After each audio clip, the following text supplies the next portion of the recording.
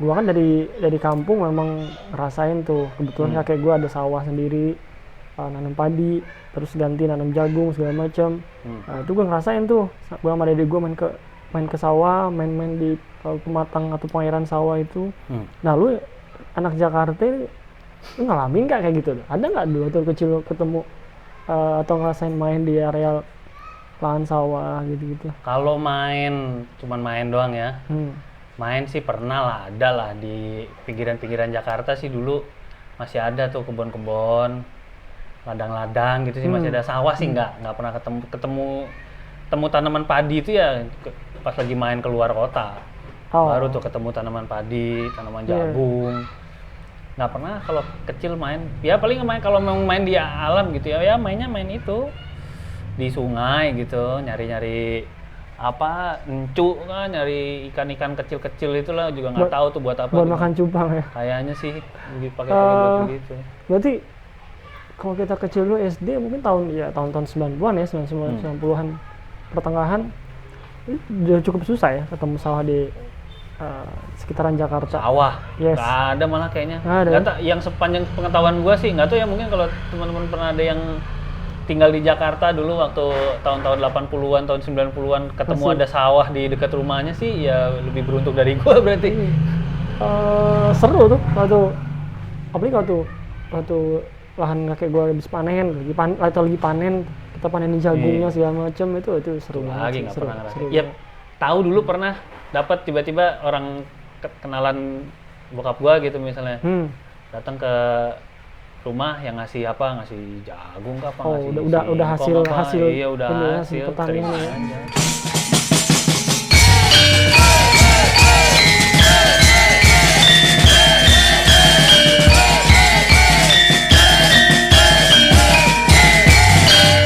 Balik lagi ke channel Ngarip, ngobrol seputar tani bersama gua Prima dan gua Iksan.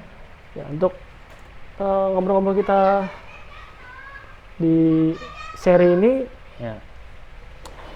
Kita pengen ngangkat lagi, kalau ingat dulu waktu zaman kita SD sering banget kayak ketemu soal ada pilihan Indonesia adalah negara titik gitu. Kita milihnya adalah negara agraris. Jadi Indonesia dikenal sebagai negara agraris. Ya. Di topik kita yang akan kita bahas saat ini, Indonesia negara agraris itu sepertinya with question mark ya San ya. Indonesia sebagai negara agraris itu masih tepat nggak sih kita mengklaim sebagai negara agraris? Ini sih kita sebenarnya di sini santai-santai aja ya sebenarnya ya ngobrolnya ya. Cuman ya bahasan begini nih pertanyaan menggelantung di orang-orang yang mungkin lebih apa ya, punya ketertarikan kah atau pernah belajar tentang pertanian tuh sebenarnya ngelihat kehidupan sehari-hari di negara kita tuh iya bener nggak sih gitu, pertanian nggak sih gitu. Jadi itu kenapa kita mau ajak teman-teman buat ngobrol sih. Ya karena kita memang punya background di pertanian dan sedang bergerak di bidang pertanian. Kita ngelihat kondisi Indonesia saat ini dengan berbagai potensinya lahan, laut dan segala macam, apakah sebutan agraris ini masih bisa kita sandang atau kita klaim sebagai negara agraris? Sebenarnya Prim, kalau dari apa namanya ya kita pasti udah tahu lah ya, dulu juga belajar segala macam negara agraris apa segala macam. Terus apa namanya kalau kita nggak jawab Indonesia negara agraris itu salah tuh kita tuh dicoret tuh pas itu kita. Cuman sekarang ya setelah berpuluh-puluh tahun gitu ya kita hidup di negara ini, sebenarnya kayaknya mesti dijelasin lagi kali Prim ya. Gue pengen tahu gitu pemahaman negara agraris itu apa sih? Menurut lo apa? Gue terlepas dari negara manapun ya, mau Indonesia kayak mau siapa kayak kita tadi sempat kesebut ngomong potensi segala macam. Negara agrarisnya sendiri itu apa sih? Ya kalau mau didefinisikan simpel aja sih, nggak usah beribet definisinya. Gue pikir negara agraris adalah negara yang mostly penduduknya bekerja di bidang pertanian atau agraris, kemudian hasil dari produk dari negara tersebut sebagian besar juga dari produk-produk pertanian sih. Sesimpel itu aja sih gue pikir negara agraris ya sebagian besar penduduknya bekerja di bidang pertanian, kemudian hasil produksi negara tersebut ya dari komoditas pertanian. Itu sih gue pikir. Jadi Indonesia jadi udah belum nih? Gara-gara ini nggak Indonesia? Kalau dilihat saat ini kita masih kita jadi pertanyaan besar sih buat kita karena menurut datanya saat ini sektor pertanian itu sudah kalah dengan sektor industri. Oh ya? Yes, industri kontribusi terhadap PDB Indonesia sekitar 19%, pertanian hanya 13%, kemudian menyusul reparasi untuk otomotif dan sebagainya 13, sekian persen juga, nggak beda jauh dengan pertanian sih. Jadi pertanian saat ini yang Indonesia bukan nomor satu lagi, udah sudah kalah dengan sektor industri gitu. Tapi sebelum kita masuk lebih jauh bahas tentang tadi angka-angka tadi mengenai Indonesia negara agraris ini, gue pengen nanya dulu ke lu sih kan. Kalau kita dulu pernah belajar sih memang ya di kampus pertanian kita mengenai definisi pertanian, agraris dan segala macam. Dan lu sendiri San, agraris itu apa sih sebenarnya? Kita ngomong Indonesia agraris, tapi agraris itu apa sebenarnya? Agraris itu apa yang kita tahu tentang agraris? Agraris kalau menurut gue pertama ya, sebelum bahas masuk ke bidang-bidangnya ya. Yep. Agraris itu ngelola alam supaya alam bisa berproduksi sesuai manusia. Oke. Berproduksi sesuai manusia. Jadi gini, apa namanya? Ya bumi itu kan menyediakan resource nih buat manusia nih. Ada yang istilahnya renewable sama apa unrenewable ya? Apa satu lagi yang itulah ya pokoknya ya yang terbarui dan yang tidak terbarui. Apa namanya? Ya agrikultur itu mengambil apa yang dikasih sama bumi ke kita, yang itu bisa diperbarui, yang sumber daya yang bisa diperbarui. Maka itu semua harusnya masuk ke agrikultur. Mungkin selain pembangkit listrik tenaga matahari kali ya, yang atau tenaga yang lain-lain, apa di luar pembangkit listrik lah, apapun usaha manusia yang mengambil atau mengeksplorasi atau mengeksploitasi hasil bumi yang renewable, ya itu harusnya masuk pertanian. Jadi luas sih sebenarnya pertanian itu ya. Yang gua sih sebenarnya setuju banget kalau apa namanya dibilang tadi secara definisi Indonesia negara agraris. Kalau dari sisi definisi agrarisnya ya masuk sebenarnya Indonesia. Laut punya, ya kan? Apa namanya perairan, sungai, danau segala macam. Daratan kita cukup luas. Daratan subur-subur, bukan cuma sekedar luas loh. Arab Saudi juga daratannya luas loh. Tapi nggak subur kayak kita. Si apa namanya Gurun Gobi di Cina kurang luas apa itu? Siberia kurang luas apa coba? Tapi kan nggak subur, kita nggak bisa apa-apain gitu ininya lahannya kan. Jadi simpelnya agraris adalah ketika kita memanfaatkan sumber daya atau memanfaatkan alam untuk sesuai dengan kemauan kita dan itu bisa diperbaharui ya, sesimpel itu. Ya sesuai dengan kemauan kita dalam artian untuk kita produksi, untuk kita konsumsi atau untuk kita produksi kita manfaatkan lah ya. Jadi ya termasuk kehutanan. Gua mikirnya ya, kehutanan apapun yang dihasilkan oleh hutan, silvikultur, kayu kah atau terus apa misalnya getah-getah yang hanya nggak bisa di kebun gitu misalnya, tanamannya terlalu besar kah atau segala macam, ya itu bisa jadi apa maksudnya itu masuk ke pertanian juga ya. Jadi gitu. Jadi luas sih. Ya nggak cuma sawah aja ya. Berpikir pertanian, pertanian itu pertanian itu yang dikategorikan pertanian adalah kalau kita memproduksinya di lahan sawah, tapi nggak di situ aja ya, berarti ya luas kan sebenarnya. Kita tuh miskin vocabulary sih, soalnya kita pada saat kita mau mendefinisikan agrikultur ke dalam bahasa Indonesia, kita punya cuma pertanian, padahal pertanian tuh ya akhirnya orang menganggapnya itu ya sawah ladang. Sawah dan ladang, padahal sawit perkebunan, ya nggak? Kita kan nggak bilang sawit itu usaha-usaha pertanian, sawit itu kan usaha perkebunan. Lu kolam lele, nah karet perkebunan. Lu kolam lele, perikanan. Ya kan? Gua domba, peternakan. Dinasnya udah beda.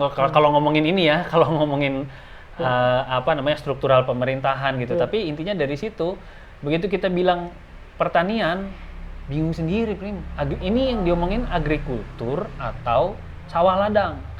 Untuk nanam sayur aja hortikultur kok. Iya, sayur hortikultur gitu Iya. Padahal itu apa namanya umbrella termnya atau istilah luasnya ya pertanian. Jadi pertanian itu terdiri dari pertanian dan lain-lain. Kan bingung gitu. Ini kalau kita ingat dulu balik lagi ke pengantar ilmu pertanian. Nah, definisi yang kita kenal adalah pertanian dalam arti luas ya, mencakup perikanan, peternakan, perkebunan, hortikultur segala macam masuk pertanian kan. Dan itu pertanian kan. Iya, itu. Karena kita nggak bisa bilang persawahan. Persawahan itu areal persawahan. Susah gitu. Jadi kita punya keterbatasan itu sih. Jadi kita juga pengen teman-teman yang nonton juga tahu bahwa ada keterbatasan itu gitu. Jadi pada saat kita bilang pertanian cuma menyumbang PDB sekian, gue juga sebenarnya tadi pengen challenge gitu. Itu pertanian termasuk perikanan kah, termasuk kehutanan kah, termasuk perkebunan kah? Karena kalau misalnya ngomongin sawit, kalau misalnya kita lihat, kita coba cek lebih jauh lagi, pasti akan ada klaster sendiri tuh. Sektor perikanan menyumbang sekian persen, mungkin perkebunan menyumbang sekian persen gitu. Jadi kalau digabungin ternyata besar juga tuh sebenarnya. Kalau tadi itu gue belum ngecek sih. Tadi industri tadi 17% kan? 19. Oke, industri 19%. Pertanian itu 13,5 persen. Kalau ada salah satu dari komponen agrikultur tadi yang menyumbang lebih dari 7%, berarti Indonesia masih negara agraris, Bro. Iya. Nah. Tapi masalahnya kita dipecah jebret. Oh, sorry ya, kita udah bukan negara agraris lagi, kita negara industri sekarang. Monggo silahkan, itu mah masing-masing orang aja kalau mau ini. Tapi kalau di sisi agrikultur, ya jangan-jangan masih lagi nih kita. Iya, kalau kita lihat tadi ya, industri 19 sekian persen, pertanian 13,5%, kemudian diikuti dengan reparasi kendaraan motor, otomotif segala macam 13,02%, baru perdagangan dan lain-lain. Ya kalau kita masukkan, anggaplah, gue belum tahu sih berapa angkanya, misalkan industri atau sektor perikanan atau perkebunan menyumbang 7%, itu sudah menjadi yang paling tinggi. Kalau kita balik lagi ke tadi kita ketahui bahwa definisi pertanian secara luas itu ya, termasuk perikanan, perkebunan, hortikultur dan lain-lain, bukan sawah dan ladang aja. Sektor-sektor yang lain kalau kita lihat angkanya bisa jadi digabungkan ya cukup besar, dan Indonesia masih negara agraris gitu. Tapi kok kita kayak nggak dapet feel-nya sih, kalau negara agraris kenapa ya? Nah itu dia. Gue juga nggak ngerti sih kalau dari sisi feel-nya itu, gue kayaknya ngerasa apa namanya, kalau mau dibilang cocok, sebetulnya masih cocok sih, Prim, sebenarnya. Tapi pantas nggak? Menurut lu deh, kalau masalah cocok ya kita kalau mau cocok-cocokin cocok logi gitu, mau dicocok-cocokin cocok sebenarnya. Tapi pantas nggak menurut lu? Kalau secara angka kita masih pantas. Tapi kalau kita lihat di Asia Tenggara aja, kayaknya kita lebih mendengar lebih banyak produk-produk Thailand, produk-produk Vietnam sekarang untuk dari komoditas pertanian ya, pertanian dalam arti luas seperti kalau misalnya perikanan, misalkan pertanian Vietnam dengan udangnya, dengan apa namanya ikan patinnya, kemudian Thailand kayaknya yang buah-buahan ada nama Bangkoknya, udah pasti itu dari Thailand, dan produknya juga biasanya dengan kualitas yang oke segala macam. Kayak di kawasan Asia Tenggara kita tidak segitu pertaniannya dibanding kedua negara ini sih gitu. Padahal tadi kalau kita lihat angkanya, kalau kita gabungkan antara pertanian dengan mungkin ditambahkan dengan perikanan atau perkebunan, ya kita masih besar hasilnya gitu. Tapi balik kayak udah bukan jiwanya Indonesia lagi. Apa gua doang yang ngerasa, gua nggak tahu juga sih, cuma kayaknya sih ada juga sih di antara penonton kita juga ada tuh. Penonton kita juga ada yang ngerasa bahwa Indonesia seperti udah terlupakan ya pertaniannya gitu. Atau ya kita nggak ngerasa itu bukan jiwa kita lagi, bukan feel kita lagi ada di agraris ini tadi. Iya mungkin bisa jadi gua salah, tapi emang kurang gaungnya sih semakin kesini. Ya nggak sih? Apa kita terlalu tenggelam dengan optimisme dan kita punya arah yang berbeda, mungkin lebih ke negara industri atau bagaimana sih? Gue nggak paham juga sih. Ya kalau menurut gue sih Indonesia masih pantas disebut negara agraris. Walaupun tadi di beberapa artikel berita emang dikatakan bahwa pertanian tuh nomor 2 setelah industri gitu. Tapi coba kita tambahkan dengan sektor yang lain tadi, perikanan mungkin atau perkebunan, angkanya kan lebih besar dibanding sektor industri gitu. Dan kalau kita balik ke definisi yang tadi lu jelasin bahwa dalam arti luas pertanian itu juga ya perikanan, perkebunan, Indonesia masih menghasilkan produk yang cukup besar untuk penyumbang PDB kita dari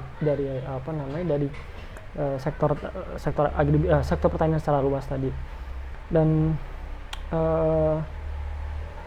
tapi kita kayak nggak punya jiwa dan feeling sana lagi, dan mungkin orientasinya sekarang kita mau ke industri atau untuk mungkin untuk sektor yang lain tuh gue nggak paham juga sih. Tapi kayaknya gue ngelihat lu ngomong begitu kayak ada kerinduan gitu atau kayak ada optimisme gitu. Kayaknya masa sih kita kalah dari Vietnam, masa sih kita kalah dari Thailand gitu. Ya kalau gue sih satu karena gue ada di bidang ini ya. Pada bidang ini gue inget lu dulu awal pas pertama kita introduksi channel ini, lu ada bilang keresahan nih, kayaknya nih muncul nih keresahan. Yes. Ini satu keresahan gue sih. Sini gini, gue dari tahun 2010 ada di bidang perikanan, kemudian kita juga belajar ya di kampus pertanian ini, dan gue masih inget lah beberapa materi yang disampaikan dosen-dosen gua dulu ya, dan mungkin dosen lu juga gitu yang sangat inspiring kita buat kita ini harusnya bisa jadi luar biasa banget di pertanian. Dan menurut gua emang iya, kok gua sih masih optimis kita bisa menjadi satu negara yang jadi leadernya nih di bidang pertanian, minimal di Asia Tenggara lah, minimal dan atau di Asia mungkin gitu, karena kita ya baliklah potensi kita masih luar biasa. Kayaknya potensi kita nggak berubah deh, maksudnya kita masih punya potensi luar biasa untuk mengembangkan sektor pertanian ini. Pertanian dalam arti luas ya, ada laut yang luar biasa, kita punya garis pantai yang panjangnya, gue lupa urutan keberapa ya, tapi kita punya garis pantai yang luar biasa. Kemudian kita punya iklim tropis yang sangat mendukung keragaman hayati. Kemudian kita juga lahan kita juga nggak kurang, kemudian kita banyak gunung-gunung berapi yang mana bisa menghasilkan tanah yang subur yang kayak lo bilang tadi. Mungkin Arab lebih luas, mungkin dataran Siberia atau gurun Gobi di China sana lebih luas, tapi mereka nggak punya kesuburan itu. Jadi gue pikir Indonesia masih bisa banget menjadi leader di bidang pertanian ini sih. Tapi itu menurut pandangan gue. Ya mungkin gue nggak tahu ya berapa orang yang kayak gue dulu di IPB. Gue tidak terinspirasi itu sih. Bukan gini, sorry. Terkesima ya dulu waktu itu. Oh iya ya, gue nggak salah. Kayaknya gue nggak salah tempat nih di sini nih. Dengan yang tadi tuh potensi-potensi apa segala macem gitu kan. Kayaknya gue nggak salah masuk sekolah lah gitu, minimal itu dulu lah gitu. Apakah gue ntar sukses apa enggak urusan belakangan. Tapi pada saat itu gue mikir iya nih bener, gue nggak salah masuk sekolah nih. Orang biarin deh berebutan masuk UI, orang biarin deh berebutan masuk ITB. Tapi di sini gue mah nggak salah masuk sekolah. Tapi begitu terjun langsung lihat, justru malah mungkin terbalik ya. Lu bisa menjaga inspirasi lu menjadi optimisme. Gue justru kayaknya ngerasa, wah kasihan ya dosen-dosen itu ya. Kasihan ya orang-orang yang menganggap bahwa Indonesia tuh gebiar-gebiar gitu pertaniannya. Nyatanya kan enggak. Nyatanya sih gue nggak lihat gitu realnya, dan jadinya terus buat apa optimismenya. Maksud lu nyatanya lihat kayak gimana tuh? Maksudnya apa? Lu nggak lihat hasilnya, produknya, atau gimana? Lu tadi mengangkat bahwa kita masih pantas sebagai negara agraris karena kita punya potensi. Itu sama aja kita bilang bahwa anak lahir IQ 200 dia pasti bisa jadi presiden. Jalan menuju ke sana kan. Sekarang kita punya presiden. Kalau di rata-rata IQ-nya cuma Pak Habibie doang yang jauh di atas, sisanya yang lain semua sama kita, Brim. Mungkin malah ada beberapa yang nggak tahu ya, ini masalah ngomongin orang yang udah banyak berjasa sama negara kita, nggak tahu deh sebenarnya. Tapi mungkin ada yang jangan-jangan kita lebih tinggi IQ-nya dari dia. Lu bilang Indonesia pantas negara agraris karena punya potensi, sama dengan begitu. Oh, anak ini akan jadi CEO perusahaan sekelas Google karena begitu kelas 5 SD dia diukur IQ-nya dia 250. Oke. Gua masih belum bisa nyambungin ke situ ya, makanya gue Iya. bilang, tak dulu nih. Iya. Tak dulu. Gue pengen tahu nih, optimisme lu dasarnya cuman itu doang kah? Atau sebenarnya Iya. ada yang belum lo omongin nih, ada yang belum lo ungkapin. Gue baru sampai situ soalnya, udah langsung mundur. Nah, ini. Oke, kalau bicara tadi potensi, emang gue sendiri sih agak bosan sih dengar kata potensi itu. Oh, Indonesia potensi luar biasa, potensi alamnya luar biasa gitu. Tapi that's a bullshit kalau lu ngapa-ngapain gitu. Tapi tadi balik San, maksud lu gini, Indonesia masih cocok dikatakan negara agraris. Tadi kalau kita lihat hasil dari angkanya tadi, hasil produksi kita di pertanian memang masih relatif tinggi atau masih mendominasi sebenarnya kalau misalnya kita gabungkan antara tadi beberapa sektor ya, pertanian, perkebunan, perikanan, mungkin dan peternakan kita gabungkan itu bisa menjadi sektor yang paling banyak menyumbang PDB kita kalau digabungkan tuh, dan itu adalah pertanian gitu. Tapi Dan ini, sorry, gua cut dulu sebentar. Thailand kan juga begitu.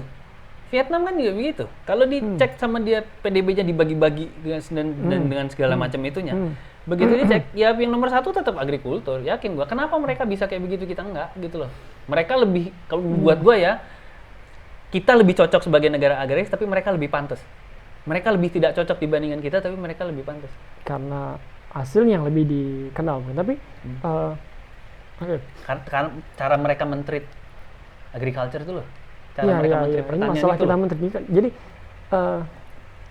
kita punya potensi luar biasa, kemudian kita kita coba produksi di sini, hasilnya relatif cukup baik sebenarnya, tapi masih menjadi potensial lagi untuk ditingkatkan. Karena kalau misalkan dilihat sebenarnya pertanian kita itu masih sampai saat ini itu masih padat karya, masih sangat tradisional, masih tergantung dengan sumber daya manusianya yang mengolah, dan kebanyakan yang terjun di pertanian ini adalah SDM yang ya not well educated lah, yang mereka yang ya di kampung, kemudian ada kebetulan punya lahan mereka tradisional banget, turun temurun.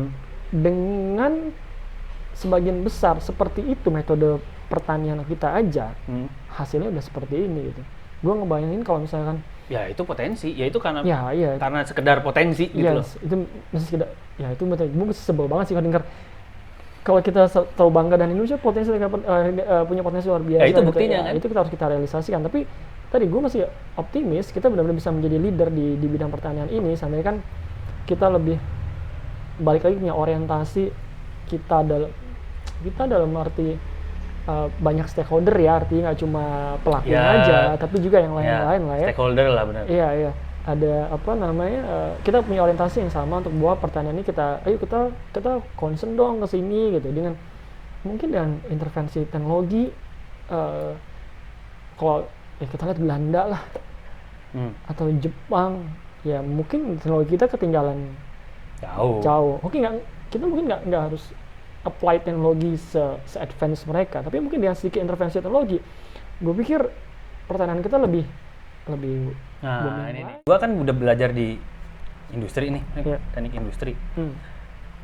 Kita udah tahu lah belajar sendiri ataupun dikasih tauin orang gitu ya, dikasih tauin dari fakultas kita atau dari jurusan kita gitu, bagaimana orang Belanda, orang Jepang, orang Jerman ngurus pertaniannya segala macam, itu semua full teknologi lah udah. Mereka nggak punya lahan, matahari mereka cuman full itu cuman 1/4 tahun doang, habis itu sisanya musimnya kalah lah itu sama kita lah gitu kan. Jadi mereka harus mau tidak mau harus mengadopsi teknologi atau harus menerapkan teknologi di pertaniannya.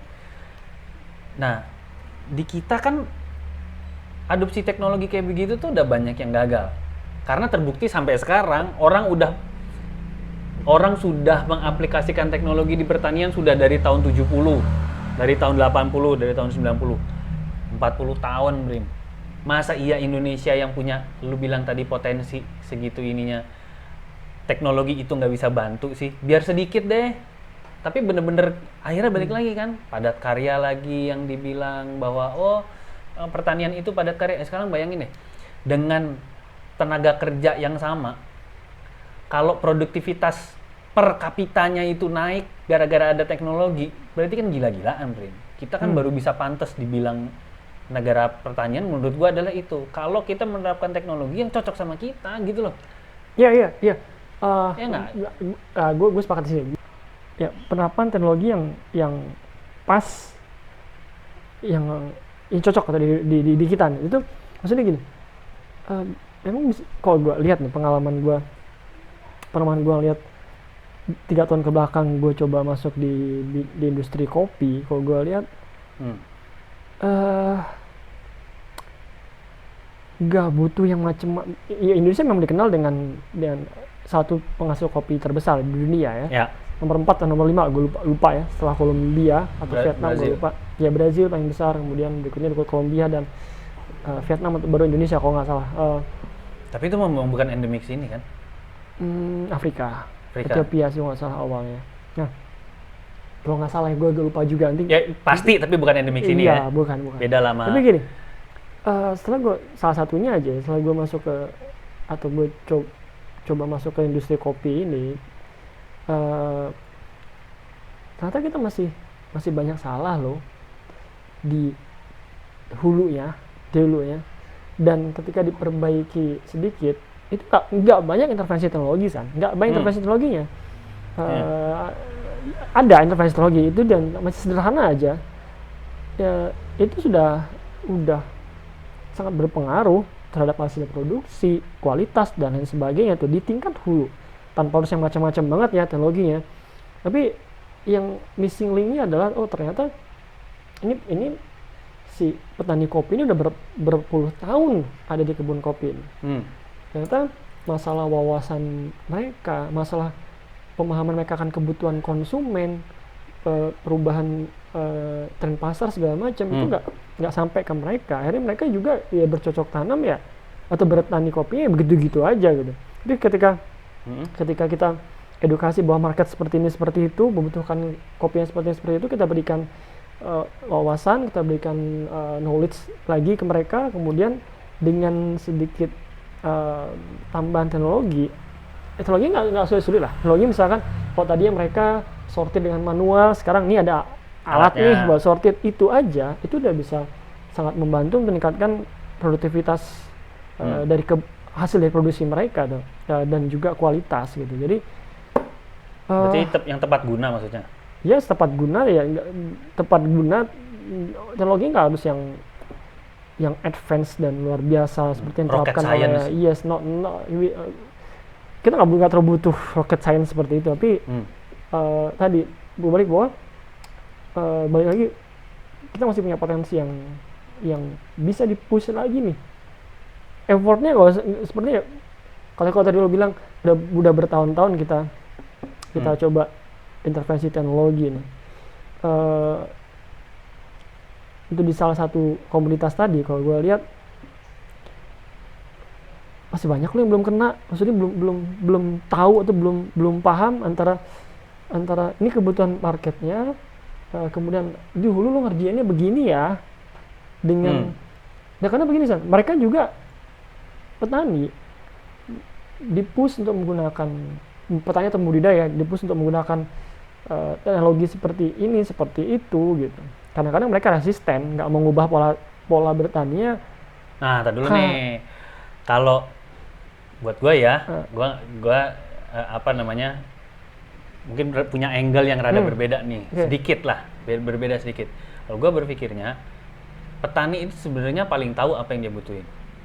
Karena buktinya dia survive berpuluh-puluh tahun di bidang itu tuh dia survive. Dia sebenarnya paling tahu apa yang dia butuhin.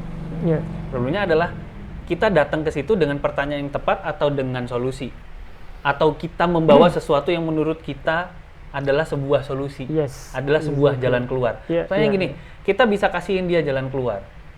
Masalahnya kita kasih dia peta, apa kita cuma ngasih tauin, Pak, pintunya segede gini, lebarnya ini, dari sini ke arah barat di 300 meter segala macam, kan dia pusing, Bring. Tapi kalau kita kasih peta nih ke dia nih, Pak, ini petanya.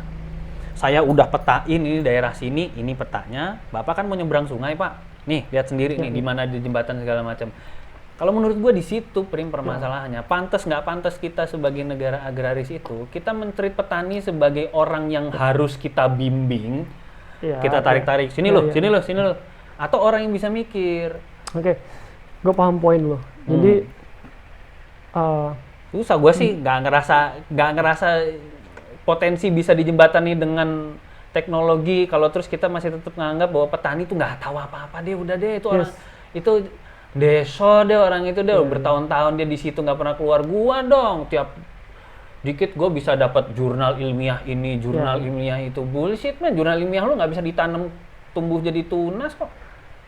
Ya bisa jadi kalau gua tarik statement barusan ya, bisa jadi memang mungkin salah cara kita men-treat petani tadi gitu. Ini berarti kalau kita perbaiki cara treatment kita ke petani tadi, balik lagi ke optimisme gua tadi San. Gue pernah lihat di Sulawesi kita punya potensi tambak udang yang gila, 1.000 hektar. Di Sulawesi Selatan ada, Sulawesi Tengah ada, Sulawesi Tenggara ada. Kesana, gue lihat di sana juga mereka nggak butuh sesuatu yang wah banget, hanya butuh beberapa perbaikan dan teknologi sederhana. Gue yakin tuh naik produktivitas lahan mereka untuk komoditas udang tadi. Di kopi juga sama. Ketika kita berikan treatment sesuai dengan kebutuhan mereka, dan treatment yang kita berikan itu juga disesuaikan dengan kemauan pasar, jalan kok, mereka mau ngerjain kok sebenarnya, dan bisa meningkat tuh hasil produksinya sebenarnya. Ini mungkin ya bisa jadi ya salah treatment atau ya. Nah gini sih Brim, kalau gua ngelihatnya begini, kalau dilihat individu ya, satu persatu orang nih kita lihat nih, mau nggak dia begini, mau nggak dia begitu segala macam, ya hampir semua petani pasti mau lah kalau disuruh maju. Nggak ada lah orang yang bilang, Pak Bapak mau maju apa mau begini-begini aja? Nggak, saya cuma begini-begini aja, udah sana, nggak mungkin. Pasti akan dia pasti akan maju. Cuma problemnya adalah sekarang kita nih orang yang concern, orang yang punya, kita orang-orang yang punya keinginan atau punya apa angan-angan lah gitu untuk melihat bahwa pertanian ini maju. Indonesia bener-bener bisa jati diri negara agrarisnya tuh bisa mengklaim gitu loh, patut deh Indonesia dia dianggap sebagai negara agraris gitu. Ya itu kita sendiri harus menempatkan si pemeran utamanya sebagai pemeran utama. Iya. Iya dong, petani dong yang harus diiniin, karena kan nggak apa namanya, kita sendiri memandang petani itu sebagai apa? Sebagai orang terbelakang kah? Orang yang perlu kita didik kah? Atau sebagai orang yang di sisi lain sebagai orang yang jadi mereka yang di garis depan, kita yang nyokong gitu loh, kita yang mendukung, kita yang bukain jalan buat mereka. Pak, jalan udah saya bukain, sekarang tanggung jawab ada di Bapak nih masing-masing. Saya udah bukain jalan buat Bapak, ini udah kelihatan nih ya, saya udah petain nih jalan di depan Bapak. Ini peta ini udah pernah dipakai sama orang yang itu, dan itu berhasil Pak. Peta yang lain juga pernah saya gunakan, tapi ternyata gagal Pak. Saya udah perbaiki nih peta saya, udah paling mutakhir nih sekarang nih. Ayo Pak, Bapak yang iniin. Nah, kalau kita udah melihat di situ, baik dari sisi bisnisnya, baik dari sisi metodologinya dan segala macam, baru kita pantas. Cuman gua nggak ngeliat itu gitu loh, nggak rame yang kayak begitu tuh, nggak banyak. Bisa jadi gini San, sudah dicontohkan, sudah diberikan apa pengetahuan tentang metodenya, ini tepatnya harusnya seperti ini, yang sebelumnya seperti ini akan salah, yang seperti ini akan lebih baik segala macam. Ada kemungkinan mereka tetap resisten, tidak mau berubah dan metode dari yang lama ke metode yang baru mungkin. Kalau mereka tidak punya kepastian di pasar dan harga sih, seringkali gitu kalau gue lihat. Market itu pasti ada lah, nggak mungkin nggak. Sekarang permasalahannya, apalagi kalau terus dibilangnya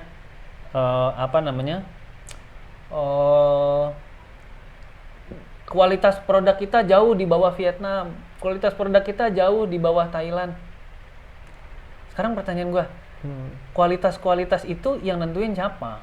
Market harusnya. Oke, sekarang yang nentuin market. Kualitas yang bagus dari Thailand dan Vietnam dan lain-lain segala macam itu dikonsumsi sama orang-orang sini bagaimana? Lu kalau makan buah, duren, lu orang Lampung, Prim. Gua sih kecewa banget kalau lu lebih doyan duren Bangkok daripada duren Lampung. Ya nggak? Yes. Hah? Bener nggak? Jadi sekarang yang nentuin kualitas duren Bangkok lebih bagus daripada duren sini siapa? Lah, orang-orang sini aja makan duren Bangkok gara-gara apa sih? Gara-gara nama Bangkoknya. Kalau masalah rasa, yang orang beneran doyan duren, ya ucok lagi, duren ucok. Duren sini juga. Itu kalau ngomongin duren. Sekarang ngomongin apa? Ngomongin ikan. Ikan ini, ikan itu segala macam. Ujung-ujungnya ikan sini lah yang paling enak. Mau dari mana lagi gitu loh. Ya nggak sih? Kecuali salmon ya. Sorry, kecuali salmon. Salmon emang nggak ada di perairan sini lah. Karena perkaranya bukan kita nggak bisa ngasihin produk yang berkualitas bagus, bisa banget. Cuma yang mau beli siapa nih? Gitu. Iya sekarang yang masuk nggak ke market kita gitu. Dan harganya sesuai nggak nih? Karena butuh effort loh ngerjain harga, itu. Kualitas dan lain segala macam itu hasil ini, Prim, hasil indoktrinasi.